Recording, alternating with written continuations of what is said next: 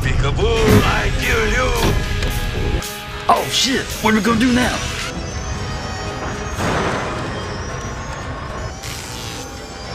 Plasma that tail finger!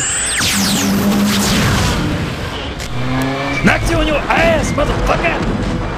You don't mess with the best!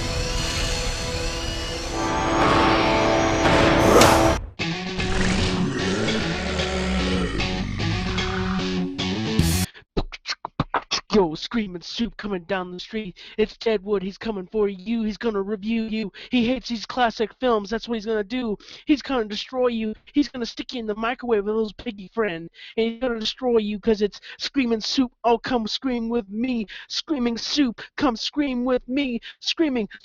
Evanstein, what the fuck am I listening to? Tom, is that new sound you've been looking for, Dead West? Listen to this. For you with his buddies, his zombie friends, and that Mexican vampire, which no one likes. You know what I'm saying? It's screaming. If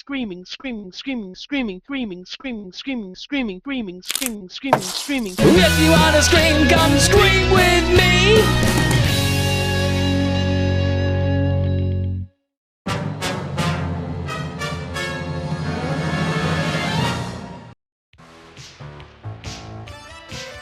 No way, Dead West. You're out of your freaking mind.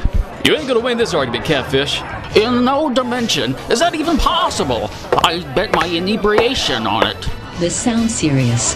What are you two arguing about? Alina, tell this bottom feeder here that a kangaroo can be taught jujitsu. Is that athletic you're drinking or bullshit? Because that's all that's coming out of your mouth. You can teach a kangaroo to box. They have tails, and jujitsu, well, it's all about leverage. Okay. Well, hey there, Scream Freaks. Glad to see you came back. Maybe you can use your help in settling a dispute we got going here. Where's Peyote? We need him to settle this. He was supposed to be here by now. Hey guys, Peyote! We need you to settle something for us. Sure, but check this out first. What is it? Bunch of comics I dug out of the trash out back. Well, what were you doing digging in trash? I can't help where my nose takes me, okay? Well, what kind of shithouse trades are these? Ralph Roach? Slaughter Man? Naive interdimensional commando koalas? Preteen dirty jean kung fu kangaroos? Barbie? Oh, this one sounds cool. What the fuck, is the moon her butt plug? This trash definitely isn't treasure. No, but it did give me an idea for what to review tonight. Pull up a seat there, Scream Freaks, and let me tell you about an under-celebrated gem of graphic violence called Cellar Dweller. The sequential meat of the story is a hot female cartoonist named Whitney who wants to follow in the footsteps of her comic book idol Colin Childress as played by the legendary Jeffrey Combs and continue his work on a 1950s comic series called Cellar Dweller. But thanks to an opening montage chock full of exposition, we know that Childress had mingled with dark arts for inspiration for his work and burned alive after facing down a demon of imagination he accidentally unleashed through his art. 30 years later, his home has become a secluded colony for artists, and Whitney is accepted as a new resident artist so she can explore Childress' old studio. Like Chris Farley following John Belushi's example, Whitney sure enough comes across the same old magic that ended her idol's life and is caught in the seamless illusion of art and life, with a nasty beast turning everyone into a mystery meat special. Bucking into the sour parts of this film, I want to talk about the artists in residence. We have a performance artist named Lisa, Norm, an XPI writing a crime novel, there's Philip, an abstract artist with the dumbest smile, and Amanda, an experimental videographer. This collection of characters had great quirks to them as far as areas of interest and expertise, but I felt they were underdeveloped and sometimes played too close to a stereotype. Now, the writer, Don Mancini, the guy who wrote the whole Chucky series, obviously knew artists like these people and was influenced by their larger-than-life personalities, but on screen they just fall flat. This is supposed to be a house of artists, so there should be art everywhere. Philip should be covered in paint.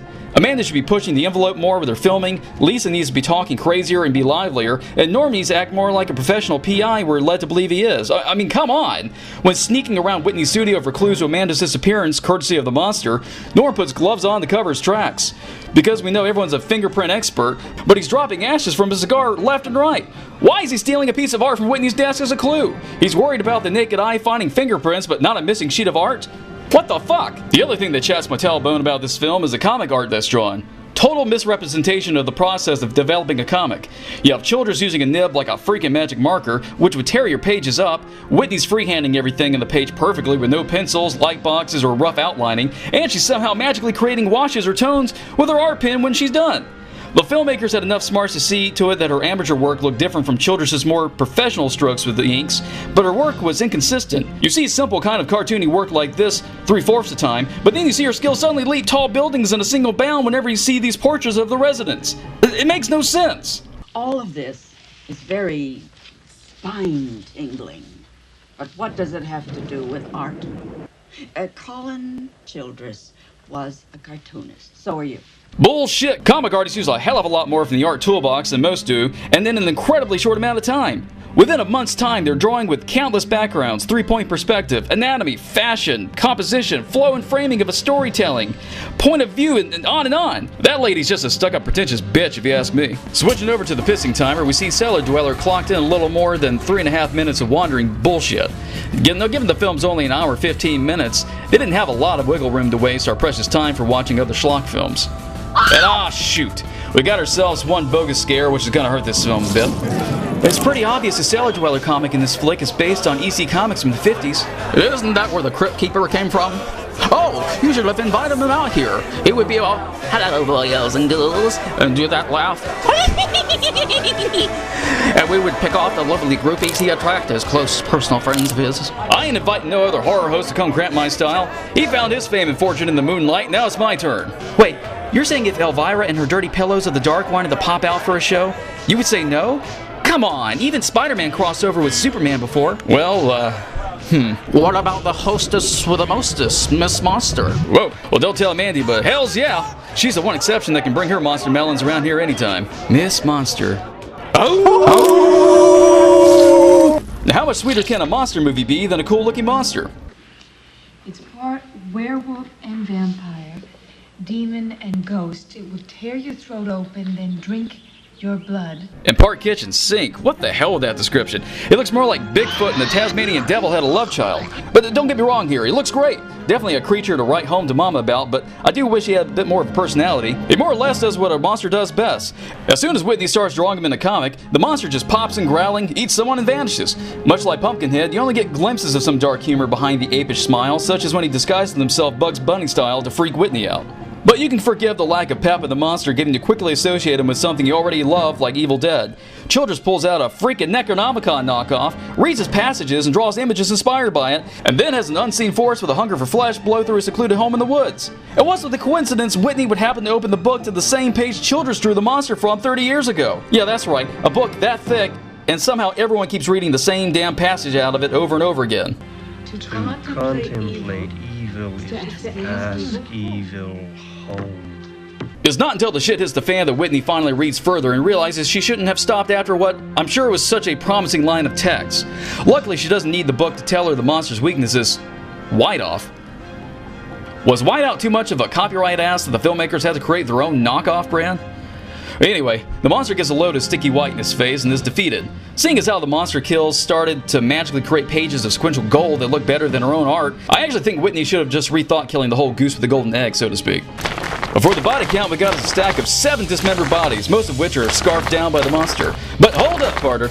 Thanks to the Necronomicon knockoff, Whitney has the power to draw her friends back to life, which would call for a mulligan, right? Proving herself to be a last girl full of sass and fortuitous strength in the roughest of storms, Whitney rises above it all as the savior of the colony. Wait, what? What? Why did she draw the monster back into reality? It exists because you drew it, you stupid bitch! Did you think you could only bring Philip back if you drew him defeating the monster? Then why didn't the others have to be drawn defeating it too? Oh, okay, good. You're destroying all the drawings of the monster because that's where his power is. Well, good for you, but what? No! Are you shitting me right now? You accidentally threw your resurrected friends into the fire too? You stupid bitch! Seriously! So that means no mulligan after all, and we end the movie with a face that truly represents everything that sums up Whitney at this moment. Definitely high marks in the boob department, not counting the hardened nipple drawings Whitney drew of herself. We see some lovely tatas 3 times, which ain't too shabby, and one of them was a nicely done shower scene. Billy, let's nuke the ingredients of this flick and see if we got ourselves some bona fide soup with the ratings.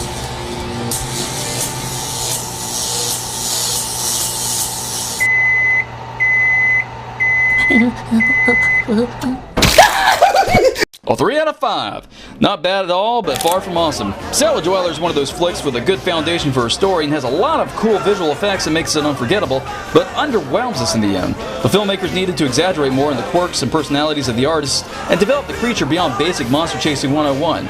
I'd recommend Cellar Dweller to fans of comics, H.P. Lovecraft, Evil Dead, and totally awesome 80s monsters makeup. But what do I know? I like Killer Tomato movies. Ah, please. Imagine if one of these terrible comics came to life. I don't even want to think about it. Look, I found an issue of The Flaming Carrot. I love that book. Let me see. Get your damn dirty paws off my comic. You mean it's my comic? I'm the one who found the box. Finders keepers, huh? What the hell? Am I smashed, or is that the Flaming Carrot on a nuclear-powered Pokemon? Run for it, Screen Freaks! I'll see you later!